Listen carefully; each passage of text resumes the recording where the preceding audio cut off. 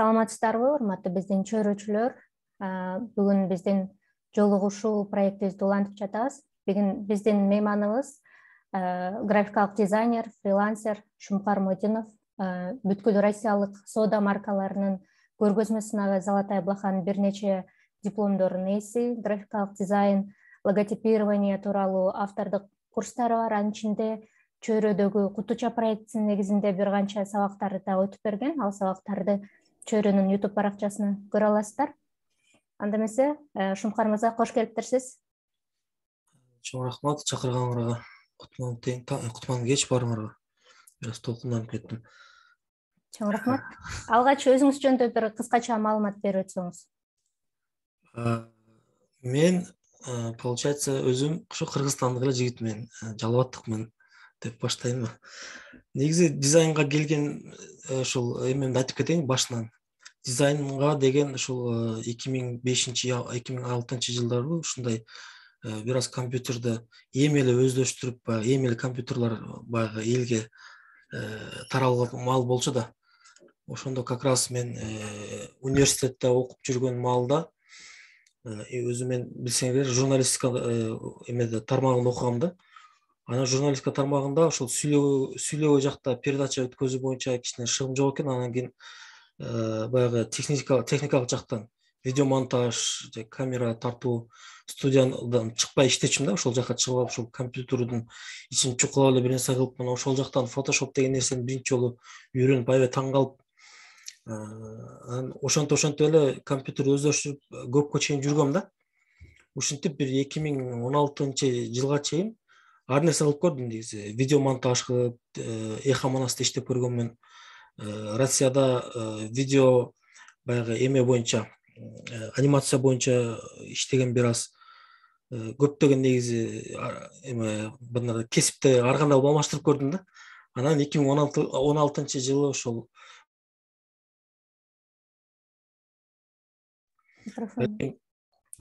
иштеп алдым.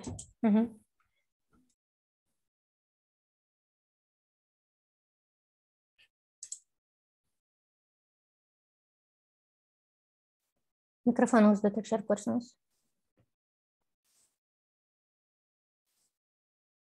1-2-3 угулду окшойт да? Угулду.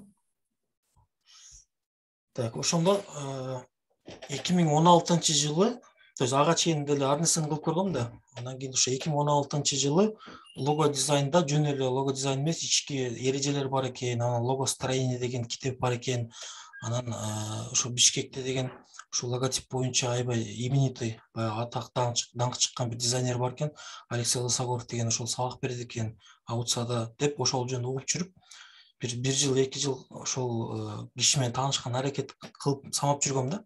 Анан 2018 жылга жолугуп, курсуна катышып, ал китепти чындап тапкан жокмун, ар жерден издеп, бирок кийин ошол негизи эреже жөнүндө мага мындай ой келгенден баштап, ошо эрежени изденген аракет кылдым да. Ошо жөн эле тарта бериш эмес, бир өзүнчө бир эрежелер бар экен, ошону билиш керек экен деп. Анан ошондон кийин мен буга чейинки жасап жүргөн жумуштарым бирөөсүндө сатылган эмес да, чын айтканда, жөн эле мындай ар нерсе кылып жүрчүмүн. Ошол 2016 жылдан баштап бир нерсени мындай сата баштагам да, өзүм кылган иштеримдичи.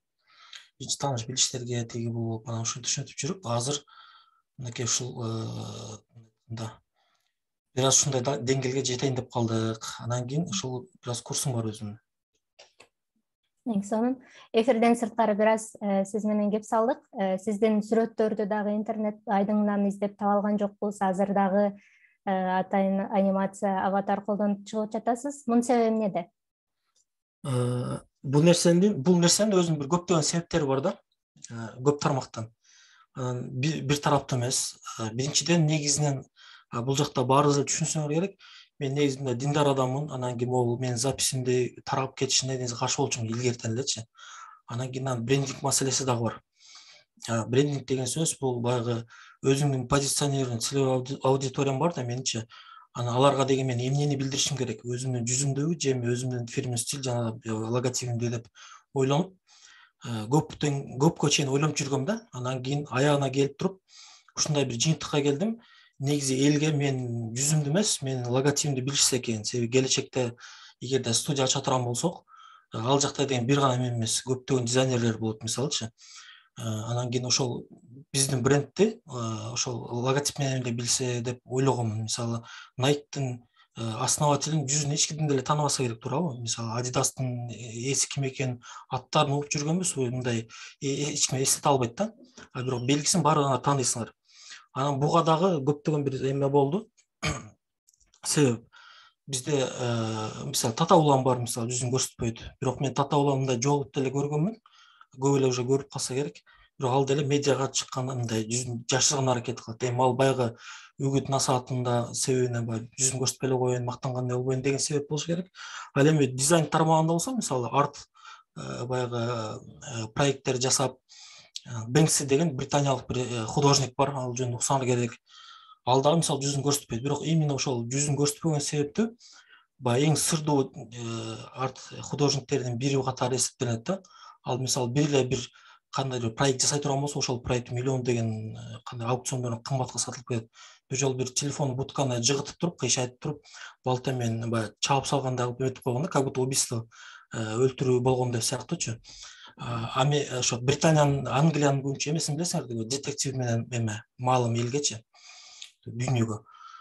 Ошондой бир арт проект жасаган, аны эмеден аукциондон канча бир миллионго сатылганын билем да. Вот алиге чейин ушул Бенксинин жүзү ким экен деп изденип, аракет кылып, баягындай өзүнчө фан эмеси бар да. Фан клубу бар. Баардыгы өздөрүнчө жормолушуп, эме жорушуп, бул киши болсо керек, тиги киши болсо керек. Ошонун себебинен баягы немеси дагы күчөйөт да. Азыр мисалы силерге деле кызык болсо керек, мен могул жакта эмне үчүн эме жүзүн койгон жок, тиги бул депчи, жөн эле чыгып сүйлөй берсем, отурар экенсиңер да. Деген мисалы. Моундай атканда мен уже байкадым, көп эле суранат, эметет, кызыгат экен да. Эмне үчүн жүзүн көрсөтпөйт, эмне болду деп. Инстаграмда кээде стористен чыгып калам, сторис деп прямой эфирден. Ал жерде запись болбойт да. Ошол жактан көрүп калсаңар мүмкүн, эгер жетишип калсаңар дегендей. А так ошол жактан бирөө көрүп, мынакей жүзүн көрдүм деп. То есть бул деген эмеси бар да, таасири бар экен. Рас таасири болсо, адамдардын бир кандайдыр бир кызыгын жарата турган болсо, ушул менин максатым, ушул дизайн тармагы негизи максаты ушундай да.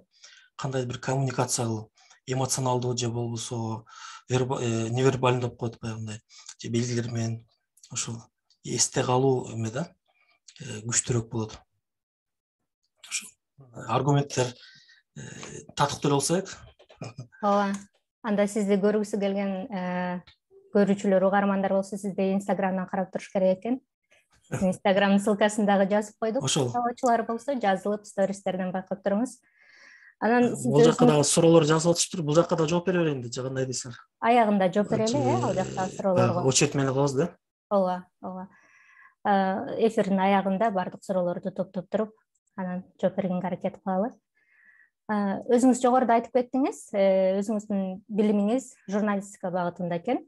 Дал ушул журналистиканы жана дизайнердик өнөрдү бириктирип, микрофон у дизайнера деген проект баштаган экенсиз. Дагы эле улантып жатасызбы? Жана бул идея эмнеден келип чыкты? Журналистикага чыгым жок деп айттыңыз да, бирок бул проектти баштаган экенсиз. Дизайнерлик менен журналистиканы бир алып кетейин деп ойлодуңузбу?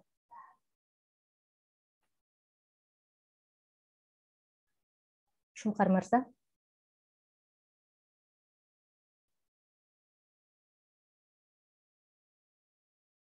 Чыгып кетти окшойт, кайра күтө туралы. Суроолоруңуздар болсо, биздин чатка жаза берсеңиздер болот. Эфирдин аягында узатабыз. Же өзүңүздөр да даярдап турсаңыздар, силерди өзүңүз суроо бергенге мүмкүнчүлүк түзүп беребиз.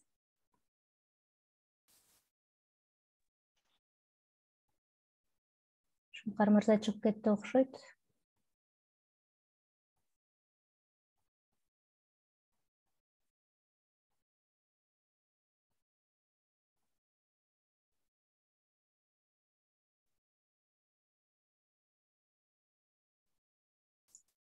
Угуучулардан дагы сурайлы.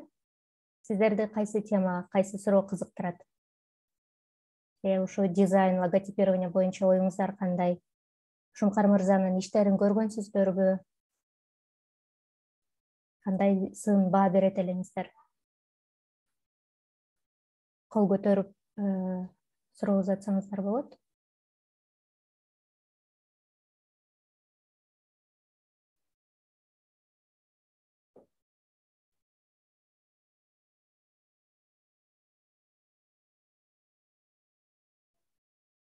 Шумкар мырзага жазып көрөйүн. Не болду экен?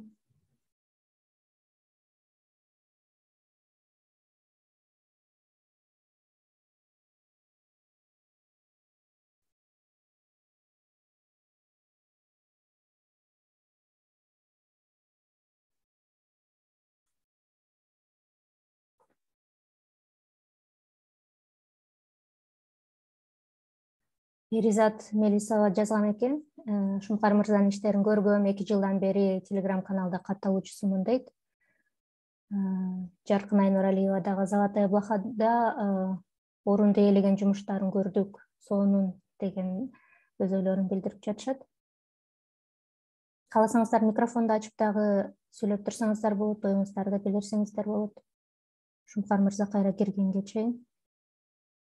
Учурда Кыргызстанда бир электричество менен көйгөй болуп жатат окшойт. Улам свет өчүп атат деп жатышат, чынбы? Саламатсыздарбы, чөйрөчүлөр, кандайсыздар? Саламатсызбы? Мен Туратмын.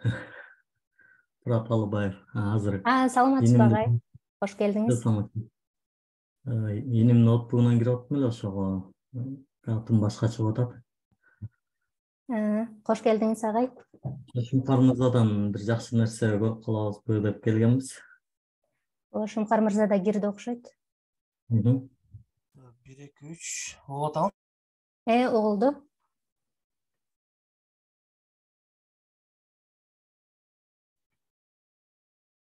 Шумкар мырза угуп жатасыз? Сүйлөй берсеңиз болот.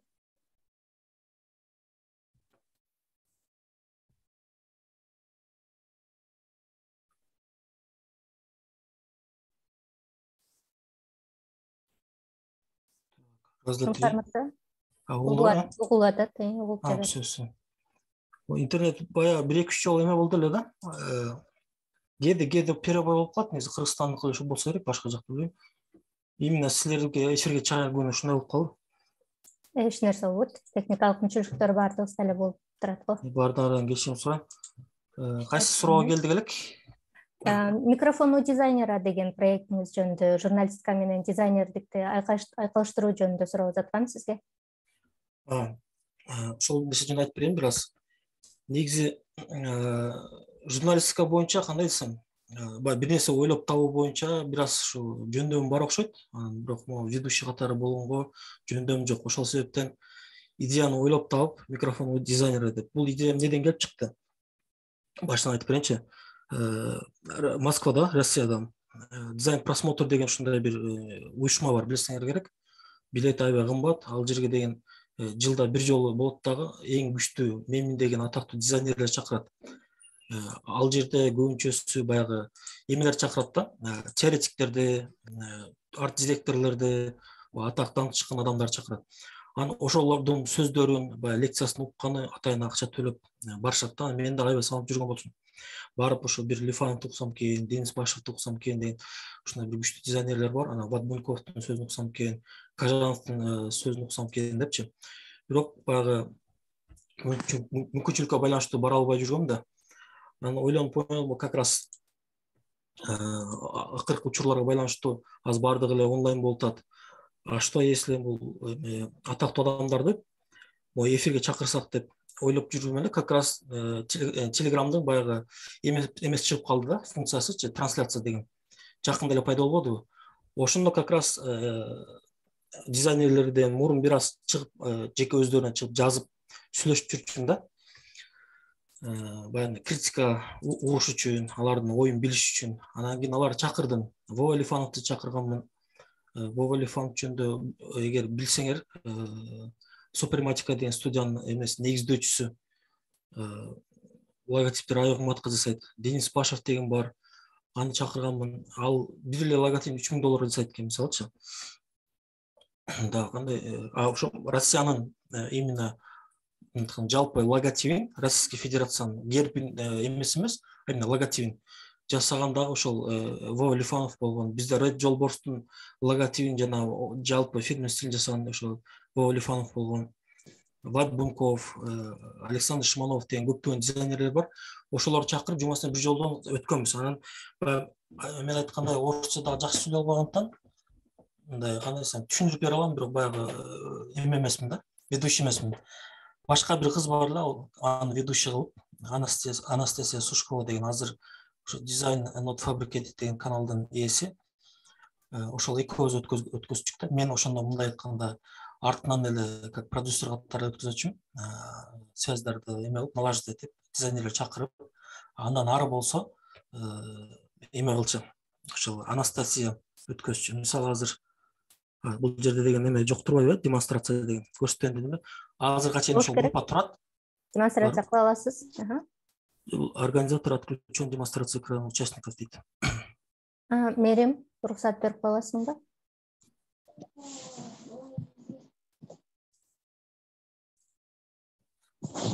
Просто эме мактанып коеюн эле дегем.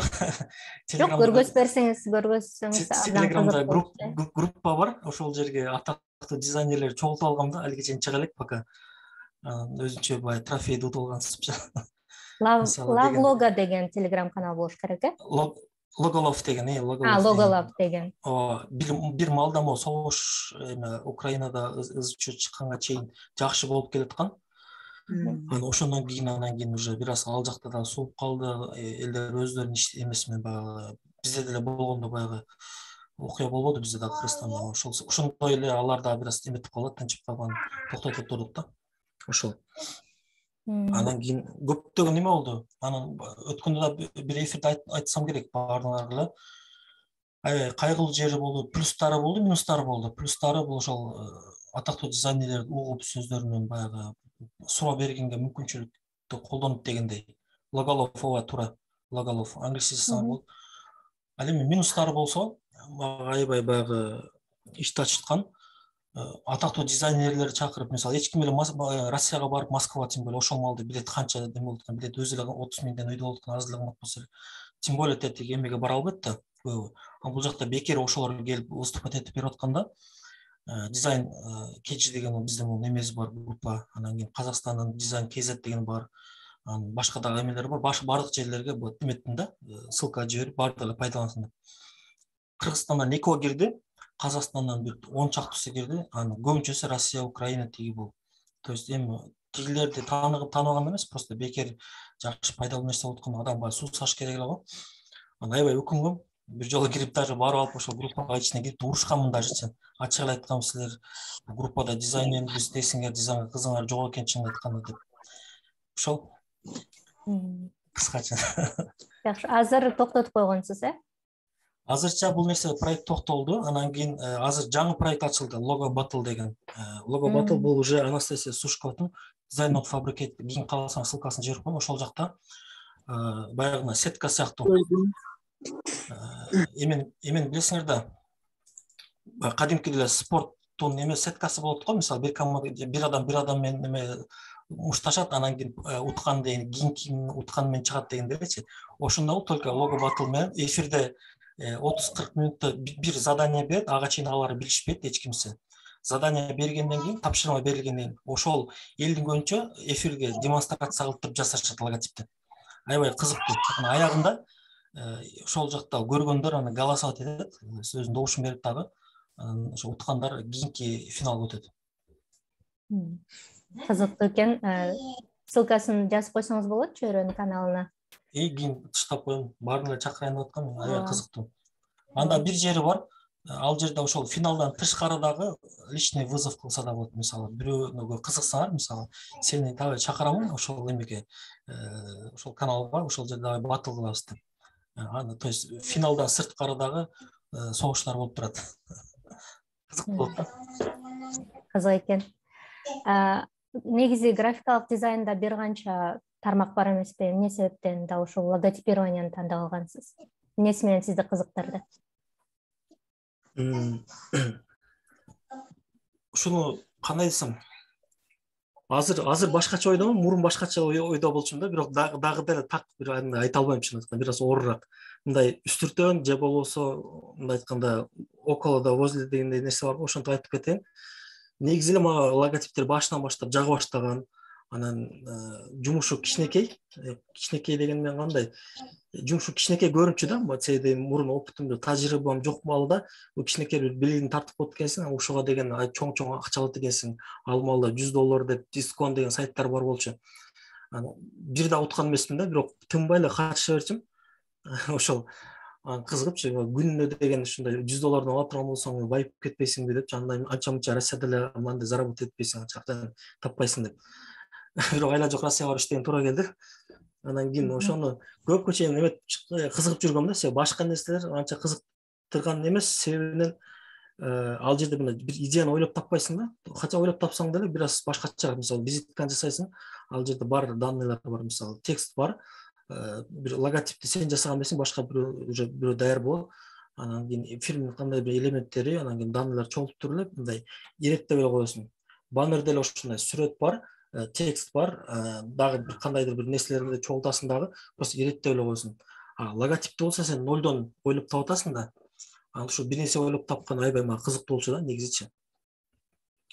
Балким кичинекейден бери ушундай жаңы бир нерсе ойлоп тапканга кызыгым бар болсо керек. Биздин угармандардын арасында дизайнер эместер дагы бар, түшүнүгү жоктор дагы бар. Ошондуктан айта кетсеңиз, негизи логотип деген өз эмне үчүн керек, канчалык деңгээлде маанилүү?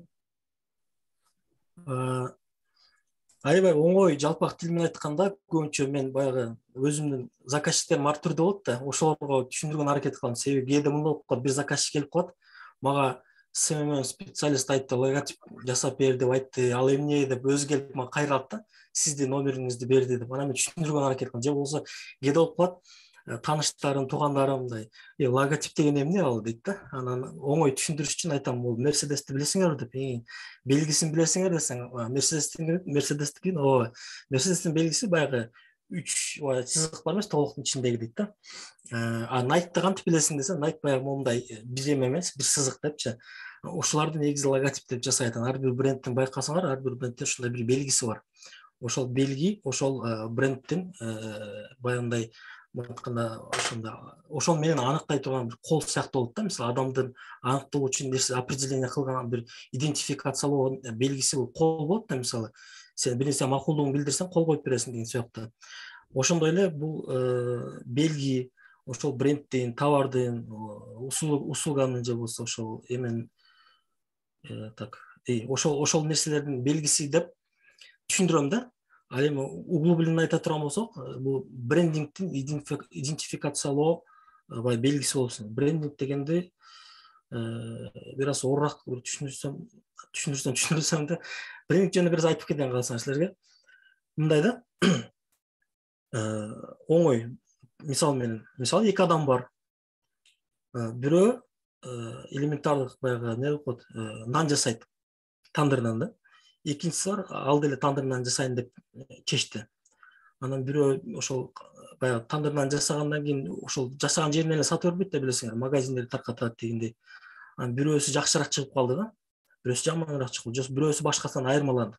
Эки тең өзүнүн баягындай өзгөчөлүгү бар. Бирөөсү мисалы кара нан экинчи сорт менен баягындай даамдуу кылып жасаса, экинчиси болсо бир сыр кошо башкача өзгөчөлүктөр бар. Анан ар биринин өзүнүн сүйүктүндай эме любительдер бар, жакшы көргөндөрүчү. Бирөө буну жейт, бирөө экинчисин жебейт, экинчиси буну жейт, бунун наркысын жебейт. Эми баягы базарга барганда ошону кыйналбаш үчүн бул кайсынын экенин деп торт тиги бул мисалга ала турган болсок, Тортозины же Скуликовсу белгилешке бул кажет да. Белгилебесең, кечке сурап жадада турабы. Бул каяктан келди, тиги бул деп бербеш үчүн ошо белгилеп коет да. Вот ошол себептен келип чыгат. Анан кийин бир брендти сен белгилешиң керек. Жакшы болсо, сен ошол белги менен жаттап калат да, кийин кайра ошол белги менен кайра сени издеп келген. Мындай кыскача негизинен ушул эле маселе где-то 1 сааттык өзүнчө бир сабагым бар да. Эң баягындай жеңил түшүндүрмөсү ушундай. Ал сабактарды кайдан көрсө болот? Же YouTube каналыңыз барбы? Жок, мен бул сабактар азырча открытый доступта жок, менин курсумда эле. Анан жакында Кудай калса ушул бир эме пландар бар. видео түрүндө кылсакпы деп бирок дагы ойлонуштуруп атабыз, же кайра ушундай жабык түрдө курстан эле өткөзөбүз материалдарды депчи. Балким кийинки материалдарды ачык түрдө публикация кылып турам, аны дагы ойлонуштуруп атам. Себеби дегенде элдерге баарын эле сата бериш керек эмес да, келип бөлүшүш керек дегенде. Балким эметебиз, публикация кылабыз. Учурда дагы курсуңуз жүрүп жатат, Учурда азыр 10-чу поток, ушу 10-чу курстун эмеси болуп жатат ага. Мисалы, ушул логотип жасоо үчүн кандай компьютердик программаларды билиш керек? Негизи мурунда айткандай, дайыма эле айтып келем, өзүм курсумда дагы кайсы жерде болсо сураса, ушул редакторлор жөнүндө сураганда айтам да. Логотиптин редакторлору, мисалы CorelDRAW, же болбосо Adobe Illustrator, же болбосо Figma болобу, же болбосо Vectornator болобу, же болбосо Affinity деген ушундай эски дагы программа бар. Булардын баардыгы экинчи даражалуу маселе да, то есть кайсыныкин эч кандай бир роль ойнобойт да. Логотиптин негизи балуулугу бул ошол идеяны ойлоп табууда. Эгер идеясын ойлоп таба турган болсоңор, аны ишке ашыруусу бул экинчи даражалуу маселе. Ушундай студиялар бар, керек болсо дизайнер ойлоп табат дагы, анын исполнители болот да, мындай жардамчысы. Ал тартып берип коет. Ал керек болсо тартпайт деле да. Идеясын кол менен чийип туруп эле берип коет. Негизи дизайнер болгонго чакырам баардын. Редакторлорго бул мындай кандай десем өтө важный эмес. Бирок эми башында баары бир редактор билиш керек да. Андай болсо эки тармакты билиш керек. Биринчиси бул векторный редактор, же Adobe Illustrator, же CorelDRAW, же Figma, айырмасы жок. Главный чыгарганда векторный файлды чыгарсаңар болду да, исходниктердичи. Чүнкү экинчиси болсо презентация, мисалы логотипти жасагандан кийин сен көрсөтүшүң бир нерсенин үстүнө коюп, сүрөттүн үстүнө налажить этип макап деп коет, ушундай презентация ага уже Photoshop растровый бир нерселер керек да, редакторлор керек. Негизи эки тармакты билиш керек. Жакшы деңгээлге жеткенде булардын кереги деле жок болуп калат негизи. Башка адамды жалдап ага жасатса болот экен да. Мисалы студия болсо сен баягы жумушчулардын баардыгын ишин өзүң кылбайсың да. То есть эгерде сен студия ача турган болсоң, сен идеяны эле ойлоп табасың. Бирөө ошол идеяны мисалы 3D менен кылат, бирөө 2D менен кылат, бирөө анимация кылып берет, бирөө ошого текст жаза коет, аны бирөөсү эмесин цветовой маселесин, колористикасын кылат, бирөө дагы ушинтип ушинтип эле сен идеясын эле ойлоп таба турган болуп каласың, ошондо дирижер катары. Ошо. Анан дагы азыр тем более эме чыгып атпайбы, билсеңер керек, нейросеттер. То есть бул дагы инструмент да, бул мындай бир живой акыл эмес. Ал жерге задание бербесең, өздөрү билип, өздөрү кыла албайт. То есть келечекте балким даже жөн эле адам эме эле туура эмнени кылыш керек, точно эме талаптарды билген адам гана болсо, дирижер катары же режиссер катары, балким келечекте нейросеттер эле жасап берет деген ой бар да. Логотиптин кандай түрлөрү, стилдери бар? Кыскача айтып берсеңиз. Эми кыскача айта турган болсок, эң негизгиси, эң байыркысы бул монограмма. Монограмманын баардыгыңар эле билсең керек. Мисалы, так, Louis Vuitton'ун мисалы, же болбосо Нью-Йорктун логотиптери бар го. Монограмма деген бул тамгалар эле да. Бир тамга же болбосо эки тамга, алар бир кандай бир композициянын негизинде чогулган да. Бул монограмма деп коет. Андан кийинкиси болсо, уже текстовый логотиптер. Бул баягы Samsung, Nokia'лар да, мисалычы, алардын логотиптери баардыгыңар элесиңер эле, мен артында мындай логотиптер турат, булар көбүнчө текстовый леттерингтер кирет ичине, каллиграфический. Biraz başım ondan koyayım, görolga. Анан кийин анан пиктограммный логотиптер болот. Пиктограмм же пятнообразный деп коет, икончатый деп коет, баардыгы ошо бир нерсе. Бул деген сөз бул, мисалы Apple'дын логотиби да. Жана ошого окшоштор, мындай айтканда бир мындай икончатый бир знак болот. Дорожный знактар, көчөдөгү знактарга окшош мындай эме болот да, минималистичный болот. Бир эле белги болот да. Андан кийин маскот, баягы бир персонаждарды мультяшный татасың. Андан кийин десем, иллюстративный логотиптер бар.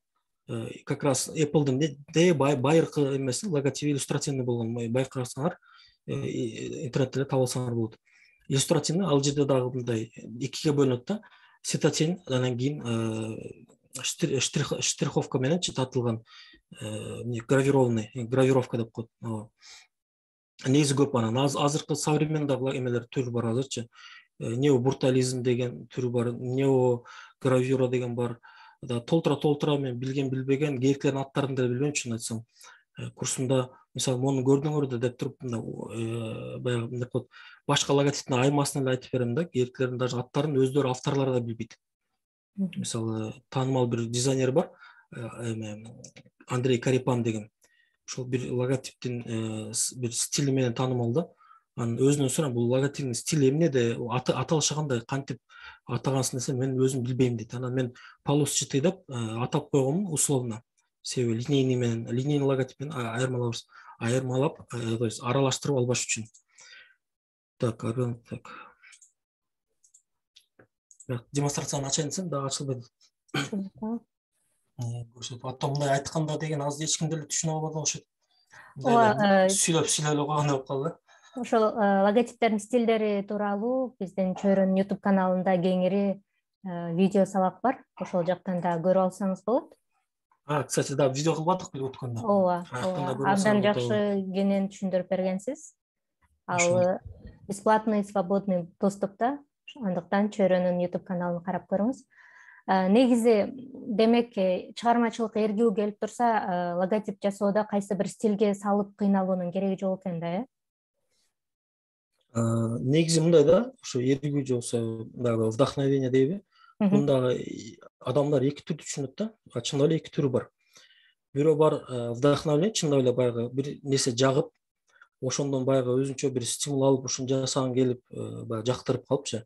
Экинчиси бар, бул мындай айтканда илхам алуу. Илхам алуу бул башкачараак бир аз. Илхам деген кандай десем, ошол стилден ичинде детальдарын мындай айтканда түшүнүп, мисалы, буга чейин мен колду тарта албайтым эле. Жөн тартсаң, баарыбыз эле тарта алабыз колдучу. Ал эми баягы минималисттик түрдө, мисалы, көчөнүн баягы дорожный знактары бар го, байкадыңар беле, адам чуркап өткөн белгиси бар. Колун кантип тарткан, мисалы, байкадыңар беле? Аны кантип тартат, мисалы, кол тартыш керекпи, тартпаш керекпи, канча бармак бул? Мисалы, Микки Маустун канча бармагы бар? Толук 5-өн тартыш керекпи, же 4-өн тартыш, же 3 эле жетеби? Ушул нерсени ойлонуп түшүнбөй атканда, ачып туруп карайсың дагы, значит, бул стилде монтип тартат экен деп, баягы конкретный бир решениянын, бир методду билүү, бул башка маселе.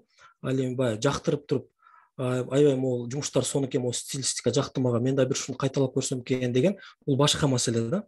Экөөнү тең илхам алды, вдохновение алды деп ушинтип айта беришет да. Экөөнү тең, конечно, интернеттен аласың, алганда дагы атактуулардан алыш керек. Дүйнөлүк, ошо Джош Бахуа, да ким, белгилүү дизайнерлер да, мисалычы, дүйнөлүк. Ошолордон. Ошол. Ушу лого жаратуу процессин кыскача айтып бере аласызбы? Мисалы үчүн, сизге бир буйртма келди дейли. Эмнеден баштайсыз? Мисалы, мынакей, мага бир заказчик келди. Обычно WhatsApp'тан жазат да, алиге чейинчи. Жактырып алган жерим. Телеграмдан эч жазышпайт. Анан кийин WhatsApp'тан жазганда, сизге мисалы мага логотип керек эле, биз мисалы ушундай бир магазин ачайлы деп жатабыз. Ал жерде деген эркектердин бут кийим сатабыз дейт да. Аны мен айтамын, биринчиден мага тагыраак маалымат керек. Бут кийим кандай направление? Эгер туфли болсо, туфли ушундай классический түрдө же баягы кроссовкилер, снегерстерби кандай деп ушуну тактап алышым керек да. Ошого байланыштуу стиль болот. Уже экөөнүн айырмасын эле белгилүү болуп атканда, тартылышы да белгилүү да. Тиги жакта бир спортивный мындай эмеси, стили башкачараак болсо, баягы классикада деген, ал жакта логотип дагы классический болуш керек, выдержанный болуш керек. Ал жерде мультяшный кичине окшошпогот, түшүнүктүү да. Көрсөңөр эле не того деп каласыңар да. Дизайнер болбосо делечи.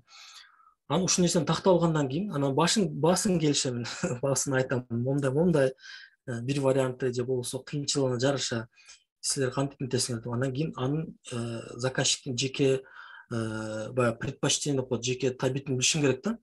Себеби канчалык ал ошол сферага талабын билсең дагы, бул сфера могу логотип туура болот деп өзүң атасаң дагы, баягы адам болгондуктан өзүнүн да бир каалоо тилектер болот экен да.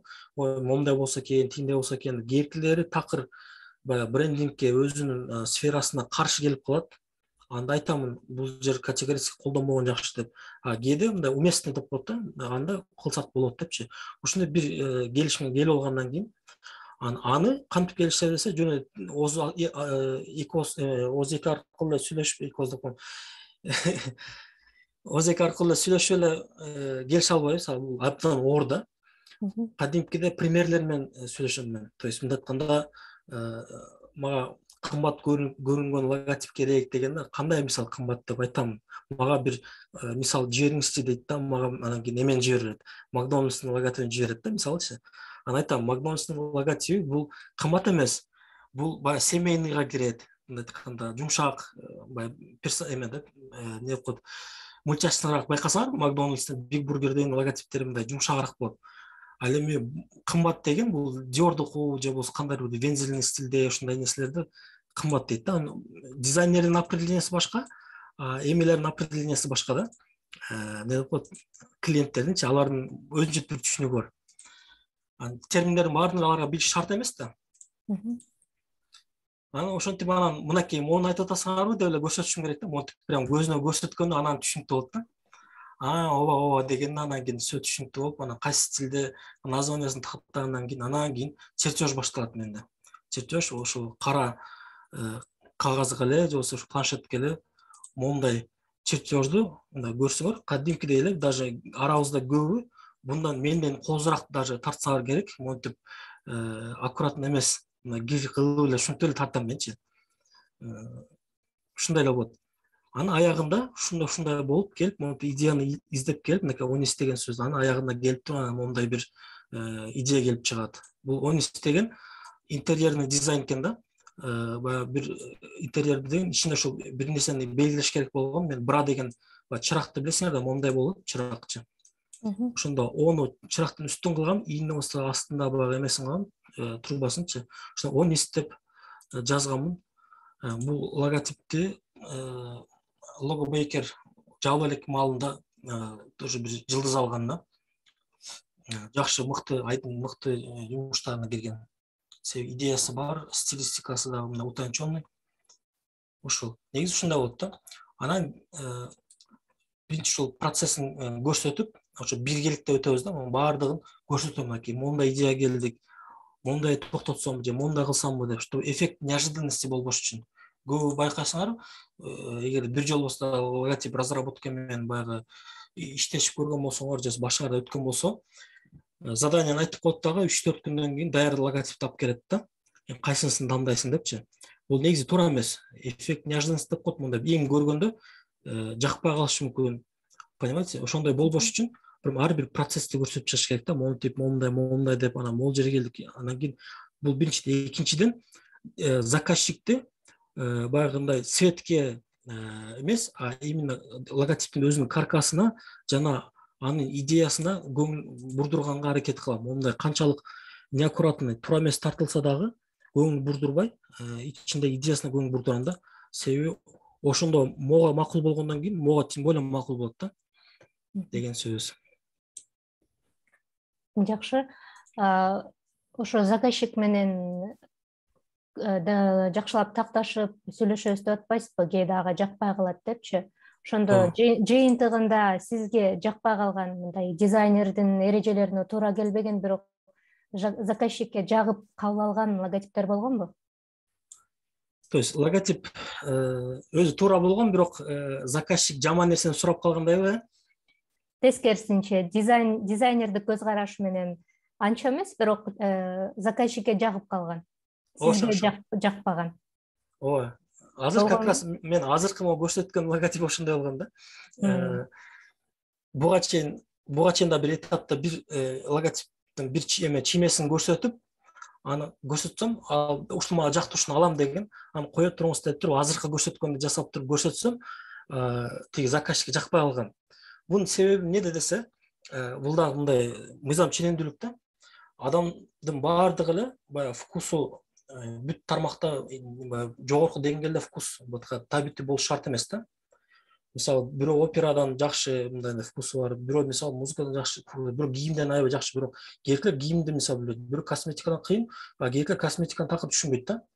Түшүнүктүү болду. То есть бул невозможно, что баардыгынын вкусу бирдей болушунчу. Тем более бул нерседе дагы баягы жогорку деңгээлде вкусу болуш үчүн көптөгөн бул нерсеге аралашыш керек. Эми заказчиктер өмүрүндө бир жолу балким бул нерсе менен кездешет. Анан иштеп жүрүп мага келгенде эле эми конечно өзүнүн баягы буга чейинки көп жүргөн нерсесин жактырып калат, мисалчы. Ал жактырган нерсеси 90-чы, балким 80-чы жылкы нерсе болушу мүмкүн да. Ошон үчүн андай болот бул мыйзам ченемдүүлүк. Бирок мен түшүндүргөн аракет кылам. Ошон үчүн мен логотип жасаардан мурун аябай көп сүйлөшөмүн. Кээде мен заказчиктерим баш ооруп кетет. Аябай көп сүйлөйт экенсиң, текст менен жазчы дейт. Сиздин ошо кесибиңиздеги эң оор иш кайсы деп эсептейсиз? Ошо заказчиктер менен сүйлөшүүбү же идея табуубу же аны ишке ашыруубу? Эң оор жумуш бул ошо заказчиктин эмнени каалап жатканын билип алуу. Бул өзүнчө эле бир эме да, баягы кандай десем, детективный бир өзүнчө эле бир сериал да. Айтат, мен дейт, аябай кызыктуу бир окуя болгон. Мага бир аудио жиберген. Мен каналымда бар, кааласаңар дагы бир жолу сизге дагы жазып жиберем. Мага мыткен да. Братан, четко, дерзко сделай деген да магачы. Болду.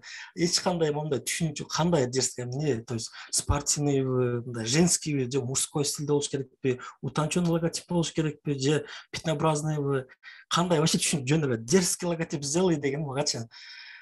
Анан кийин билбейм, балким ошол биринчи жасагандан жакшы попадать этип калдымбы, бир аз тажрыйбага байланыштуубу. Дерзко дегенде дерзко жасадым, сразу жакты, сразу алган да. Кээде ушундай болуп калат. Ушул нерсеси аябай оор, чынын айтканда. Кээдеклер келет, мисалы, жумуш аягына чейин бир нерсени айтат, аягына бүткөндөн кийин я передумал дейт да, мен башкача ойлоп калдым эле, мындай болот деп ойлободум эле, может все-таки башкача кылабызбы деп. Анан көбүнчөсү мен айтканга кайтып келишет да. Бирок башында укпай аягында келгенде баягы кызыгыта келтирет, чынын айтканда. Ким жумуш иштетип көргөн болсо, мисалы, кафелде койдуруп, мисалы, ремонт кылдырып, бүтүргөндөн анан кийин башынан кылабыз десе кандай болот? Ошол сыяктуу да. Бирок ага мен акыркы маалдарда уже эмесин коюп калганмын. То есть за каждый каприз төлөйсүң депчи. Ошол жакшы экен, кызыктуу экен. Ошо логотип жасаада эргүүнү, вдохновенияны кантип аласыз, кайдан аласыз? Бир ошо сабактарыңызда айтып кеткенсиз, тарыхты дагы билиш керек депчи. Ошондой изденесизби, кантип изденесиз? Мисалы мен конкретно бир платформаларды ала турган болсок, эмени билишиңер керек. Инстаграмда атактуу адамдарга мен подписан да, азыр көрсөтө эле коеюн. И башкаларга деле, эгерде көрүндү? Жок, көрүнө элек. Көрүнө элекпи? Так, кайра жаап, кайра ачсаңыз экранды. Жааш керекпи? Жаап туруп кайра ачсаңыз. Так. Жааптым, эми кайра ачам да? Кайра ачыңыз. Эми көрүнбөйбү? Же көрүнгөн жокпу? Көрүнүп баштады. Баарына рекомендовать этемин, анан кийин өзүмө дагы негизи келечекте дагы мисалы бир бизнес кылып, анан логотипке кудай калса мындай жасатамын деген оюңар болсо дагы, мне кажется, бир күн болсо бир күн баардыгыбыз эле логотип жасасак керек да. Кандайдыр бизнес өтүп, кудай насип кылса баарыбыз эле бир жакшы бизнесибиз болуп калаттыр. Ошондо мынакей Акадоп деген Дэвид Сотто деген дизайнер бар. Бул именно леттеринг боюнча, эгерде мондай стилде жактырсаңар, бул бир направление. Так, экинчиси Жош Бахуа деген бар. Сол жакта тартып эме көрүнүп атат силерге. Эме мен чип туранчы, мынакей. Жош Бахуа деген, Константин Константинов деген бар, Монохроматик деген студия бар, Маркус Таун деген киши бар. Анан теги советтик логотиптер да бар, аябай идеально тартылган. Көрсөңөр таң каласыңар. Мурун компьютер жок малдаганда сонун тартылган. Андан сырткары так. Мынакей. Ушулардын страницаларына кирем. То есть мен монтер листат этип бербейм да. Прям ичине кирем дагы. Мисалы Жош Бахуанын эмесине баракчасына кирем дагы. Бул жактан бир идеяны караймын. Могу логотип камча жасаган, мисалы мындай линейный стилде ант жасаган, канатын мисалы камп кылган деп мындай детально байкайм да. Могу линейный болсо, бул полосочный, могу полоска, а бул линейный. Ушинтип прям детально карап, анан ошол жактан вдохновение алам. Кээде мындай баягы айткан, азыркы айткандай эле кээде бир методун алам, кээде жөн эле мындай карап, могул жумуштар аябай сонун экен, вдохновение алып, бир күнү мен да ушундай кылсам экен, салып коем, мисалы момундай линия менен сонун болот экен, себеби бул жакта деген ритм бар да, ритм негизи адамга жагат да, кайсы тармакта болбосун. Ушундай негизи. Анан кийин Behance деген бар. Behance'ти уже баарыңар билсеңер керек, Ошол Behance'ка да киресиңер. Behance'та бул бир гана лого дизайн эмес, мисалы веб дизайн менен алектенгендер болсо арабызда. Behance'ка киргенде бир гана ленточкасы, лента алгандарды гана карагыла. Себеби деген ушундай экенбиз да. Бизге эмне кирсе, ошол бизге основа болуп берет да. Ошол бизге билим болуп берет. Ошондой болбош үчүн жалаң эң жогорку деңгээлдеги эталонный дизайндарды карасаңар, карай турган болсоңор, ошого жараша вкуста өзгөрөт да. Что попало карай турган болсоңор, бул баягы эме да, базарда ар нерсени көрөсөң, бара Кытайдын жылтырак эмелери да жага баштайт да. Жакшы нерселер көп жүргөндө, ал нерселер жакпай калат деген сөз. Сиздин дагы Behance'да ссылкаңызды бөлүшүп койдук. Ошол жака кирип карасаңыз болот. Демек, насмотренность керек экен да, дайыма карай жүрүш керек экен, көңүл бура жүрүш керек экен. Так, насмотренность жок, бул меники эмес окшойт. Ссылка тура эмес бекен да? Мынакей Шуңкар деген. Ал эски ссылка окшойт го. Behance'та мынакей Шуңкар деп турат. Мен демонстрация кылып атам ба? Жок, сиз чатка да жиберип кое аласызбы? Ооба, чатка жиберип койсоңуз жакшы болот. Ата мен көрсөтүп сүйлөп атам, на самом деле касса көрбөйт болсоң азыр. Так. Насмотренность керек, албетте, насмотренность керек. Насмотренность деген эмне экени дагы такталган жакшы. Кетилер насмотренность деп жөн эле мындай карап койсоң насмотренность деп ойлойт. Обязательно эки тармакта болуш керек да. Жөн эле караш жардам бербейт. Жөн караганда жагат, самап коесуң, ушундай кылсам экен деп. Бирок кылыш үчүн деталдуу разбор менен караш керек. Ал уже башка маселе. Мисалы, сиз көп логотип жасайсыз да, анан бири-бирин кайталабайсызбы? Ошо кайталанбаш үчүн эмне кылыш керек? Кантип кайталабаш керек иштерди? Ошол аябай чоң проблема да. Бул бардык эле дизайнерлердин проблемасы. Жаңы нерсе, уникалдуу нерсе кылышың керек да. Анан өткөндөн нерсесин эле бир аз цветин өзгөртүп коюп, бир жерин өзгөртүп коюп турсаң, биринчиден өзүңдү алдайсың, өзүңө дагы баягы кандай ыраазы болбойсуң. Бардыгыбыз эле мисалы өзүбүздүн ишибизде мындай мыкты болгубуз келет да. Бир атактуу бир нерсе жешибиз керек. Анан айла жок, өзүңдү кыйнайсың. Уникалдуу логотип жасайын кой депчи. Анан кийин бул биринчи, экинчи сен бир дагы жогото албаш керек. Мисалы кайра эле өзүңкүн кайталайсың же бирөөнүкүн кайталайсыңбы? Негизи бул уже көчөнүн тилимен айтканда халтура болуп калат. Андай болбош үчүн эме кылыш керек, генерация кылыш керек. Генерация, то есть айтканда башка жумуштарды карайсың, деталдарын изучать этип. Анан ошонун же деталь толук менен детализацияларын өзгөртөсүң, ага жаңы бир идеяны кошосуң, же болбосо бар идеяны жаңы стилизация менен тартасың. Негизи методу көп да. Кантип эки идеяны кошуш керек, кантип генерация кылынат. Негизи канчалык көп өзүң жумушуңда, өзүң тармагында адам канчалык көп нерсени көрсө, ошончолук көбүрөөк генерация кылат да. Аз болсо, мисалы, аябай примитивный мисал келтирейин. Адамдын эсинде тоголок менен үч бурчтуктан башка эчтеке билбесе, ошол экөө менен эле эметет да, колдоно алат. Тоголок менен үч бурчтукту бириктирет, анан болду, башка эчтеке калбайт. Анан үчүнчү бир форма пайда болот да. Тоголок менен үч бурчтукту бириктиргенде, ошондо бир үч эле форма болуп калат. Анан дагы бириктирсең, дагы төртүнчүсү пайдалоо, ал төртөө дагы сенин эсиңде калат. Ошентип база көбөйө баштайт да. Ал эми бул тилде да аналогия келтирип атабыз. Канчалык көп тил билсең, ошончолук ал ошол тилдерди бири-бирине чабыштырып, жонглировать этип каласың. Мисалы, 5 сөз менен эчтеке кыла албайсың. Эми 1000 же болбосо 2000 тил биле турган болсоң, ал жерде жөн эле сүйлөбөстөн, балким уже фразеологияларды таштап каласың да, ойноп чыккан.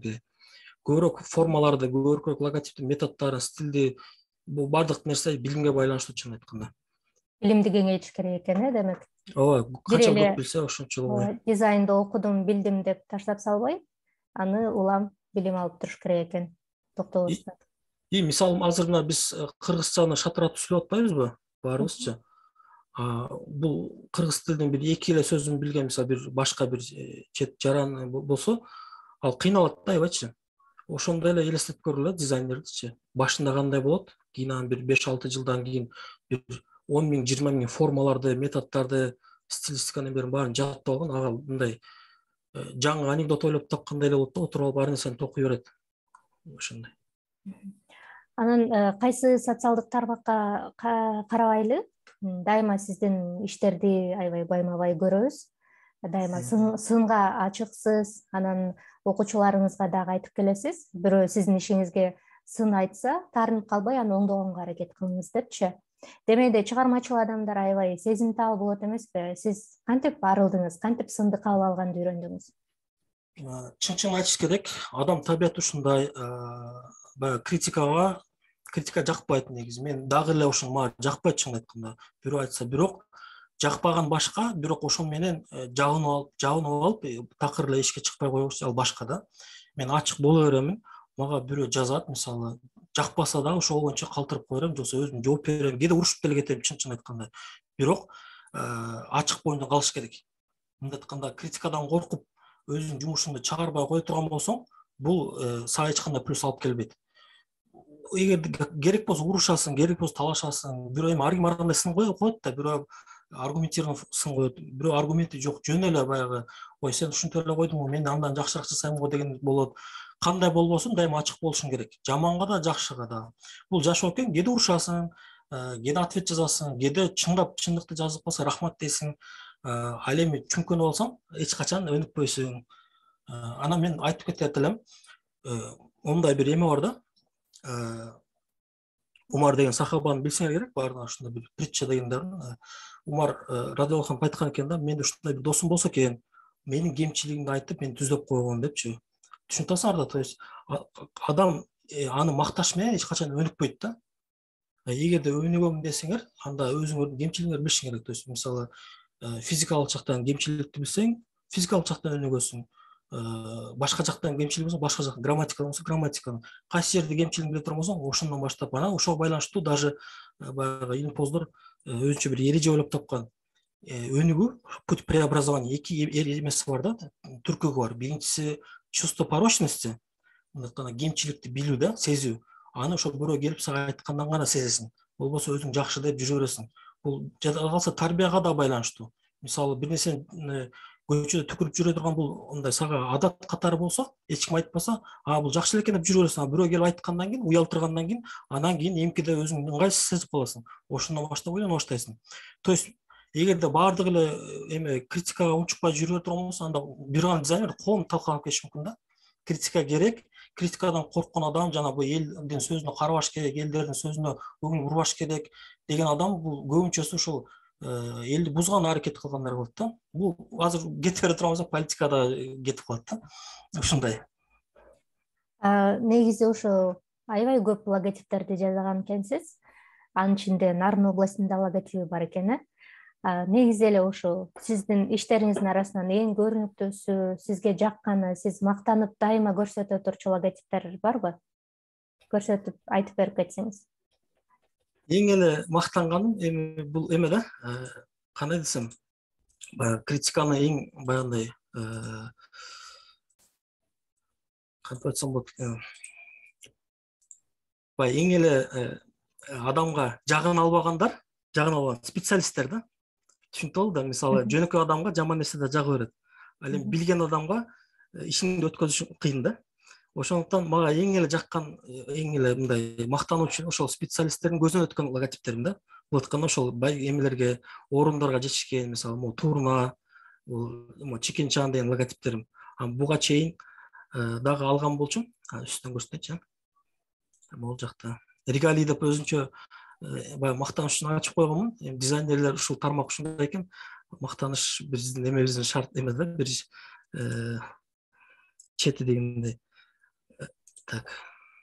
Мол логотипим диплом алган, бул 21-жылы.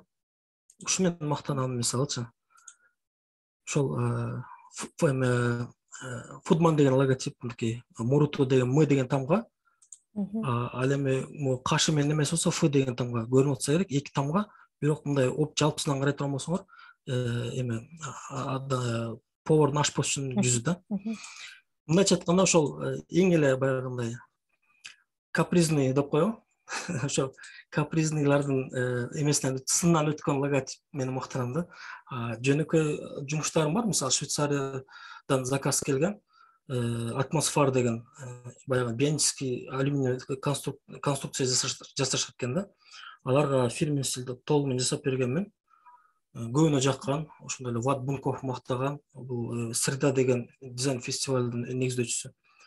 Бирок ага карабастан берки логотиптер көбүрөөк чыгат мага.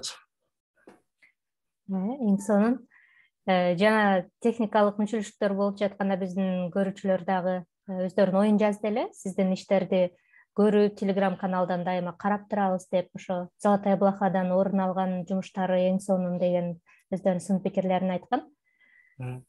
Биздин көрүүчүлөрдүн дагы суроолору бар. Анда Мээримге кезек берсек, Мээрим жардам берет окуп. Макул. Макул. Бизге суроо бар экен. Тамара айым суроо бериптир. Логотип негизи эле графикалык дизайн актуалдуулугу канчалык жана бул багытты баштоо үчүн кайсы кадамдан баштоо керек? Баарын чогуу окуп сала берейинби? Кайсы китептерди же курстарды сунуштайт бул тармакка келген адамдар үчүн? Анан бул тармакта кантип киреше таап баштаса болот дейт. Жооп берейин да.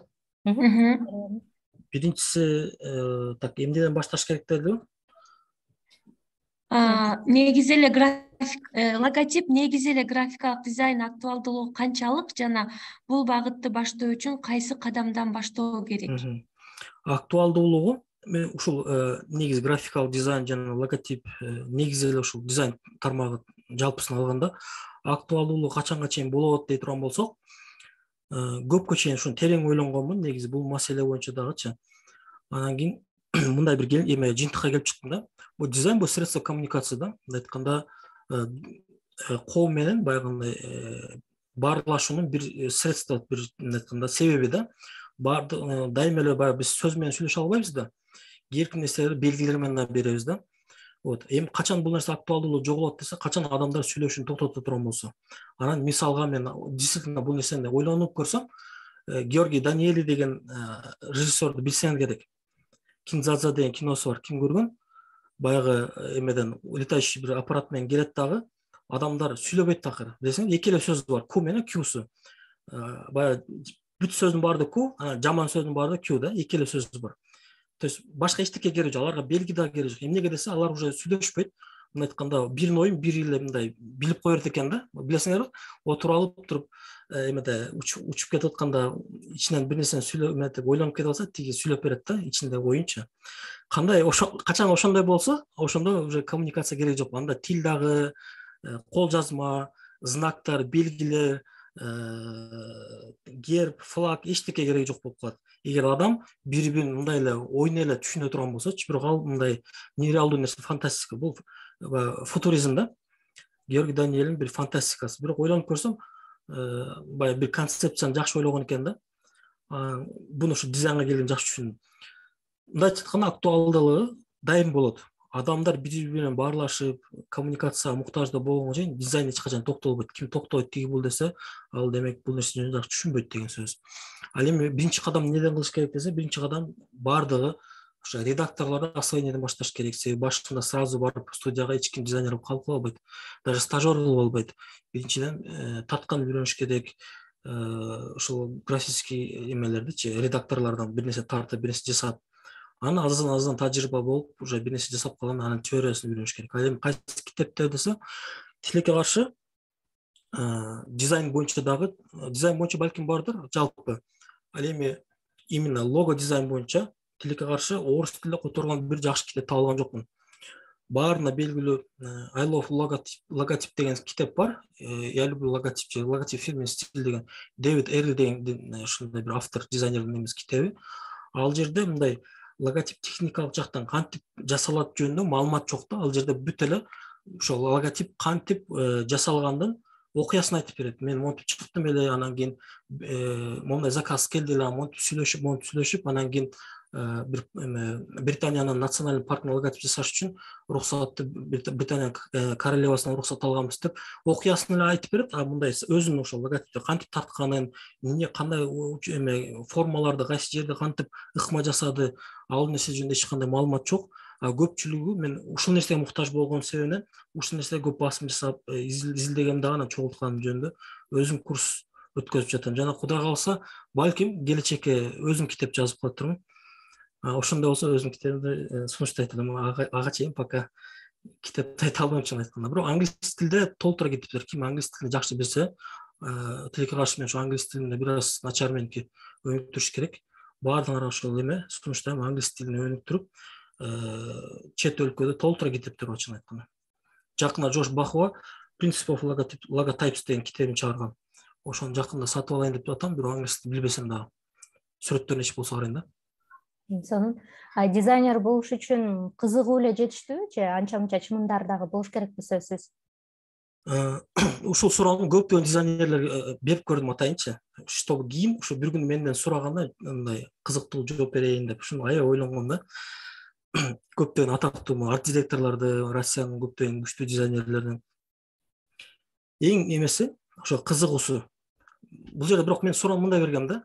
Что важнее, это талантпы же трудолюбие депчи. Трудолюбие көбүнчө эмеге байланыштуу, кызыгууга.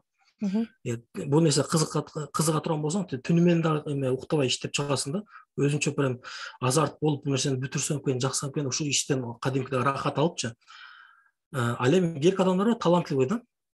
Илгертен бери жакшы тартат, художественный университетти бүтүргөндөр балким логотиптерди жасаган, бирок баягы кызыгуусу же болбосо алдыга баягындай эмеси өртү жок болгон себебинен аягына келип туруп алар жок болуп кетет да. Анан эң атактуу дизайнерлер аягына келгенде карай турган болсоң, азыр мен деле татканым бар, көрдүңөр да, кантип кээкилердин балдарына жакшы тартса керек да, монтип оймо чимелердичи. Бул деген сөз бүт дизайнерлер мындай бир аз кополбосо керек, мындай баардыгыбыз эле улуу жашта да айтайын. Хороший дизайнер выйдет от того, у кого плоская попа деген да. Түшүнүктүү болду да. Көп отуруш керек. Нары бери туруп кетпейчи, ошолдон жакшы бир жыйынтык чыгат. Бул любой эмеде, любой тармакта, чын айтканда. Эң сонун. Андан кийинки биздин көрүүчүлөрдүн суроолору. Перизат. Окуп бересизби, окуп берейин? Мээрим окуй бер. Сизге ыңгайлуу болсун деп атам. Мен мышкамга кетип калдым. Перизат Мелисова, мени обзорлоруңузду кызыгып көрөт болчумун, аябай жакшы тартат. Биринчи баракка түшүрүп алганым ага аябай жаккан. Бирок мен колго тартканды билбейм деп карап эле койчумун дейт. Мен суроо узартып коеюн. Ошол сиз логотипти колуңуз менен тартып алып турбайсызбы? Ал эми ошол тартканды билбегендерге кандай кеңеш бересиз же колу көнүп калып тартып кетеби? Бара-бара. Мен башында ошол 2016-жылы баштаганда, мурун балким жакшы тартаттырмын, бирок 2016-жылы баштаганда тарткан бул бир башка нерсе да, иллюстрация деген бул башка нерсе. Ал эми логотиптин тартуунун өзүнүн бир техникасы бар да, ал жерде такыр башкача. Ал жерде художниктер дагы кээде окшоштолбой калат. Ошондуктан эгер баштасаңыз бул нерсени үйрөнсө болот. Негизи үйрөнө турган нерсе да. Бул оор эмес. Программированиядан жеңилирээк по-любому. Анан базар ачып соода кылгандан да аябай эле жеңил да. Айтканда, мындан оор жумуштар бар, чын айткандачы. Ошон үчүн айтат элем, эгерде баштасаңыз баштай беришиңиз керек. Параллельно деле кыла бериш керек. Башында мен көп нерсени тарта албачымын. Элементарный мен кыскача видео анимациялар чыгарып коем, байкаса, башында бир страшный бир нерсе кыламын. Аны ал эме да 30 секундага баягы ускорение кылып койгондо бат баягы ролик бат болот да. Аны 1 саат 2 сааттык процесс ал. Улам четин оңдоп, бягын оңдоп, тиягын оңдоп, окшоштура албаган жерин мен интернетке кирип, мисалы элементарный бир арстанды же болбосо бир кылычты тартып аткан болсом, ошонун бир детали кантип тартылат экен тарта албай, ошол жактан карап, кайра кирип тартып атканынан аягында жыйынтыгын, ошол жерлер көрүнбөйт да. Бат эле баягы мынтип эле тартылып калган бир анимацияны көрөсүңөр да, бул кыйын тартат экен деп ойлоп каласыңар да. Чында андай эмес. Азыр эле көрсөтпөдүм мен эме демонстрация кылбадым мен чийгендеримди. Ошол. Бирок эгер кыйын тартсаңар, конечно, бир аз жеңилирээк болот. Кийинки маселелерде, бирок аягында утук, жыйынтык, успех эмеде эмес. Кыйын тартканда талант эмес да. Дагы бир жыл айтып кетейин. Рахмат. Кийинки суроо Жамал Тынчтыкбекова. Логотиптерди жасоодо кандай принциптерге көңүл буруш керек? Негизи принциптер жалпыны алганда экиге бөлүнөт да. Биринчиси жалпы ким билсе элек, общий принципи эстетики красоты деген. Бул нерсе жөнүндө мындай баарыбыздын түшүнүгүбүз бар. Бул табиятыбызда бар да. Мисалы, сулуу нерсе менен сулуу эместин айырмасын билебиз да. Адамдарды деле байкайбыз, бул сулуу экен, сулуу эмес экен деп.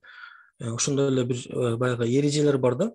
Жалпы ушул эстетиканын эрежелери бар, мисалы, золотое сечение, ритм, симметрия деген нерселер бар. Симметрияны билесиңер да, оң жак, сол жак бири-бирине окшош болсо, коз болот.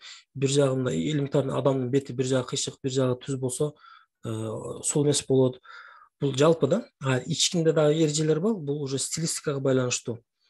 Ошо логотиптин ичинде ар бир логотиптин өзүнүн стилдери бар. Пятнообразный логотиптин өзүнүн эрежеси бар. Монограмманын өзүнүн эрежеси бар. Леттерингтин өзүнүн эрежеси бар. Аларды ошол шашпай же самостоятельно окуп, мындай прям көзүңүздөн көрүп туруп эле азаздан талдап түшүнсөңүз болот. Бирок көп убакта же ошо курстардан эле билип алса болот, видеодон, YouTube'дан издесе болот, статьялар бар. Бул бир гана проблемасы, бул нерсе жөнүндө маалыматтар баягындай азаздан бардык жерде да. Рахмат.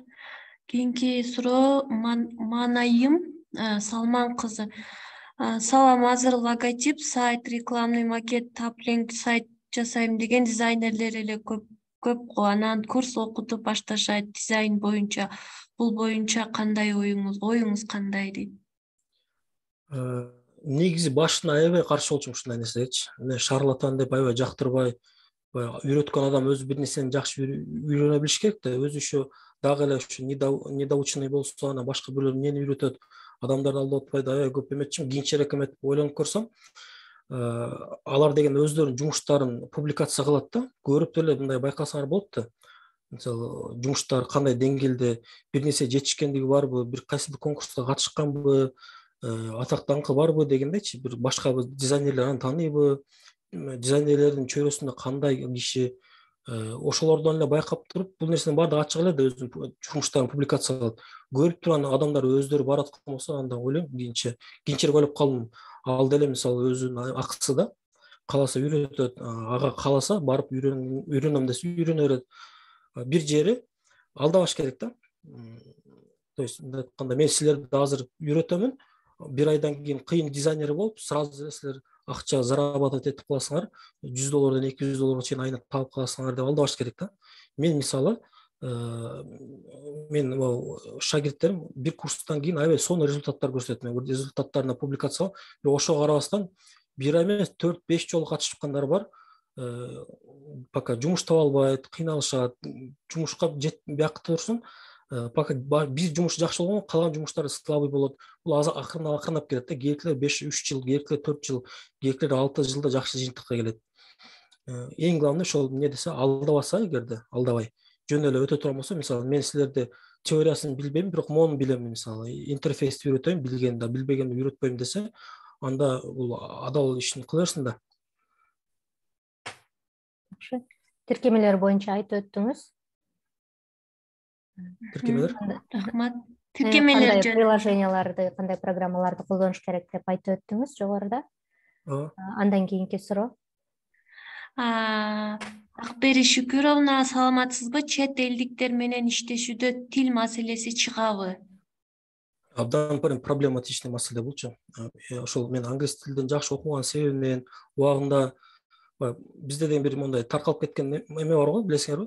Мектепте эчтеке үйрөтпөй, зачем мектеп, анда мында адам өзү деле эмес деп, ушинтип мен ошондой адамдардын бири болчумун да.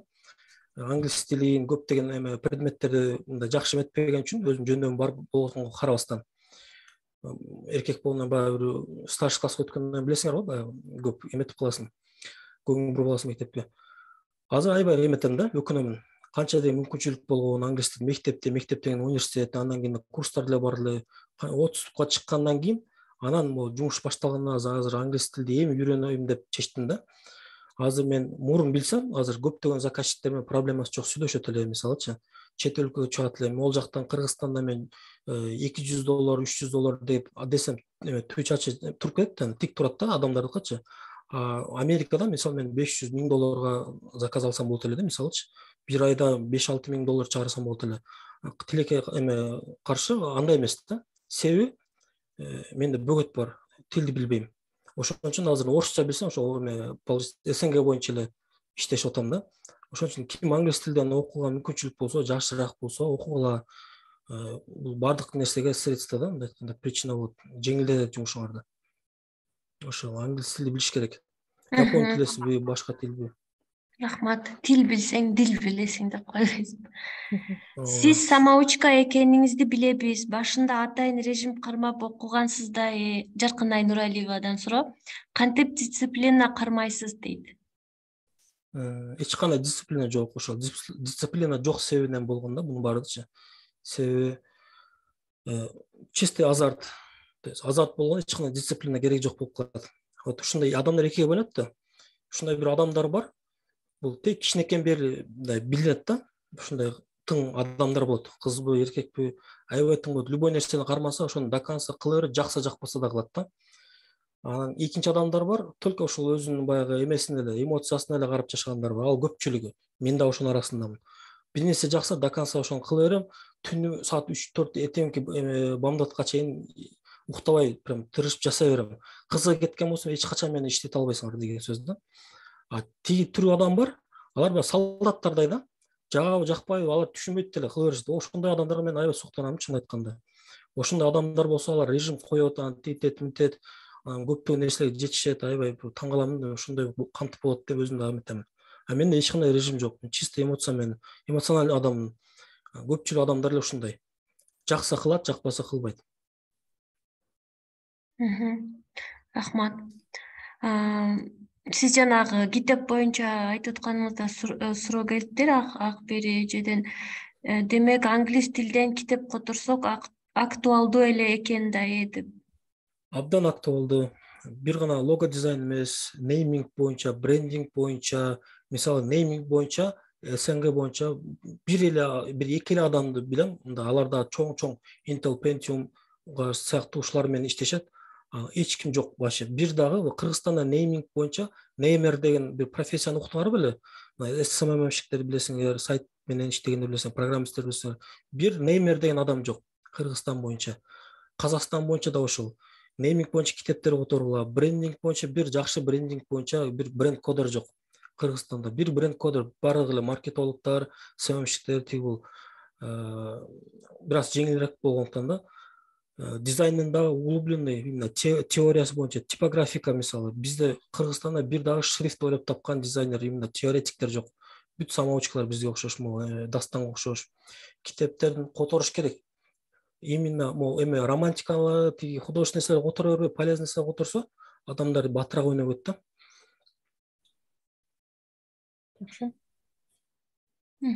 Рахмат. Курс Бактыгүл Смайылова, курстун баасы канча деген суроо экен. Курстун баасы РФга, Россиядагыларга 15.000 рубль. Биздин Кыргызстандын эми билебиз да акыбалын, ошон үчүн 10.000 деп түшүрдүм, бирок сомго ошондо дагы рубль эмес. Вот анда дагы бир аз кыйынчылык болсо андан да түшүрүүгө даярмын. Биздин кыргызстандыктар окуса экен депчи. Анан кийин дизайнер болбойм десеңер деле негизи пайдасы бар. Мен мисалы любой эле тармактан баягы 4 жыл бир нерсени окуп, мисалычы юридический бизде барындай эме бар эмеспи? Мындай бир менталитет бар да. Ой, элдин баардыгы юрист болот, силер юрист болот деп 4 жыл, 5 жыл бекер канча бир акчаларын коротуп туруп бир жер окутат дагы, аягында барып туруп бар дордойго иштейт да, мисалычы.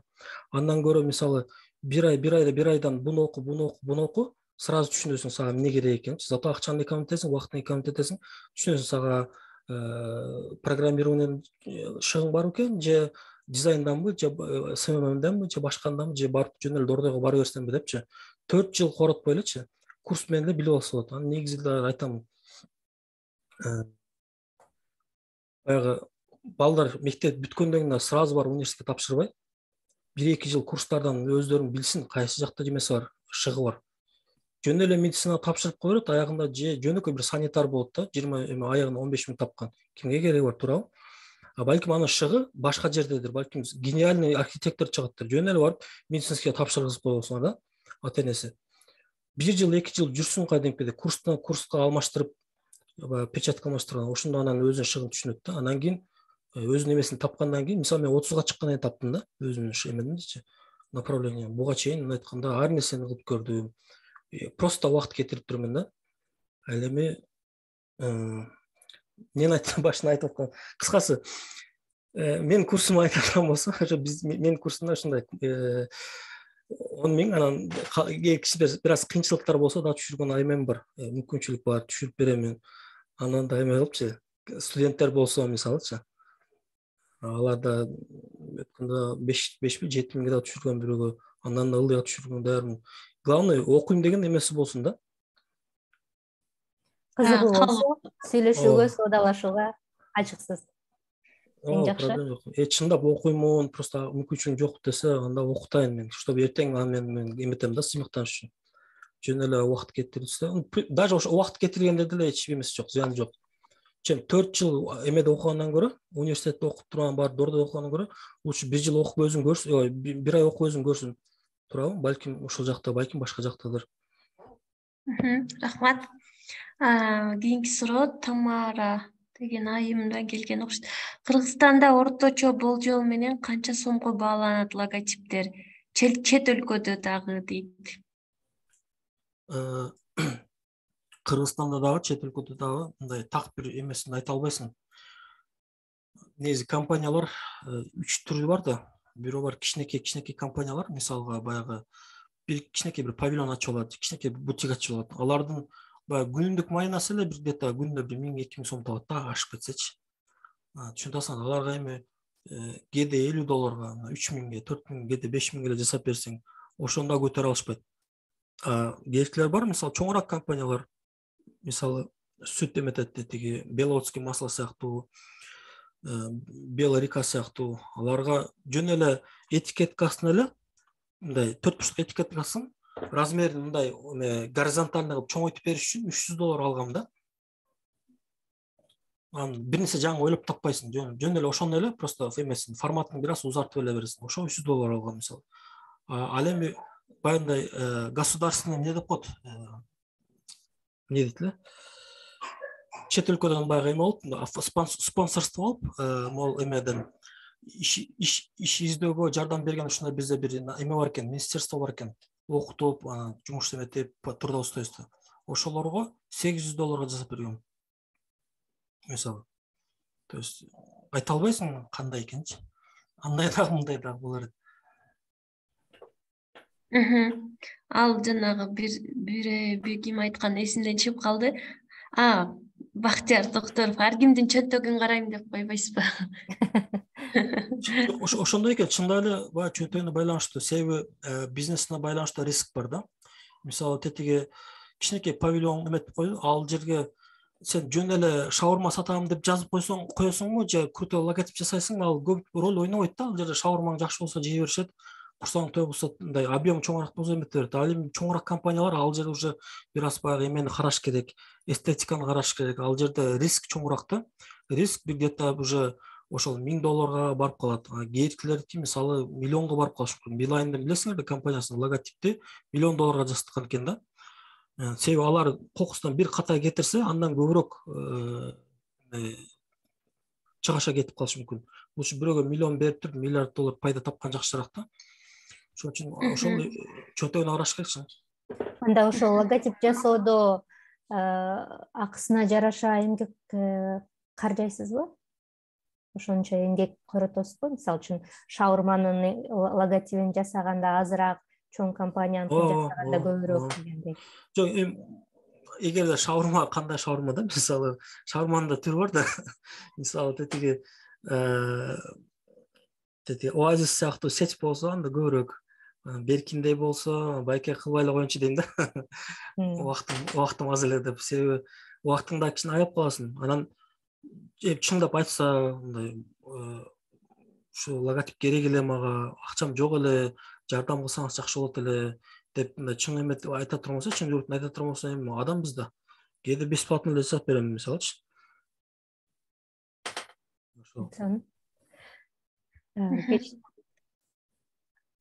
Сизге көрүнүп атабы Гүлер эже, окуй бересизби? Ооба.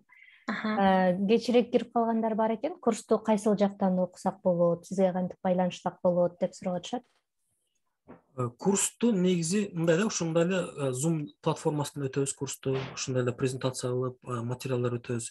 1 ай өтүлөт. Ошондо жумасына 2 жолу сабак болот. Тагыраак маалыматты мага жазсаңар болот, же менин каналымда үстүндө закрепленныйда толук маалымат турат. Ошол жака өтүп туруп окусаңар болот. Телеграмдан, Инстаграмдан, бардык жактан байланышсак болот. Телеграмда деле, Инстаграмда да публикациянын астында турат. 13 поток деп. Ошол. Эң сонун биздин дагы көрүүчүлөрдүн дагы суроолору бүттү окшойт. Бизге жеткиликтүү эле болгондой болду. Убактыңызды коротуп, аябай кызыктуу, маанилүү маек куруп бергениңиз үчүн чоң рахмат. Ишиңизге ийгилик каалайбыз. Силерге рахмат чоң. 10 саат болсо деле сүйлөп бере берем дедиңиз эле. Тилекке каршы убактыбыз да чектелүү болуп калды. Дагы конокко чакырабыз сизди. Дагы эле келе бересизби? Тажаган жоксузбу? Сүйлөштүк. Жок, мен негизи кээде ушундай болуп калам, туруп сүйлөбөсөм, наоборот сүйлөгүм келип калат. Жок, эң сонун кызыктуу болду. Жеке эле дизайн эмес, жалпы жашоо турмуш жөнүндө, тарбия жөнүндө дагы жакшы маалыматтарды берип өттүңүз. Чоң рахмат сизге. Баарыңарга чоң рахмат. Келгениңерге рахмат, чакырганыңарга рахмат. Рахмат Шумкар мырза. Чоң рахмат. Баарыңарга. Шумкар мырзанын курстары жөнүндө биздин чөйрөнүн дагы инста баракчасында сториздеринде чыгып турат. Андыктан катталгыла деп коеюн. Ооба, катталыңыздар, чөйрөнү дагы акмалап туруңуздар. Рахмат баарыңыздарга. Макулуңуздар анда. Жакшы баргыла деп коеюн.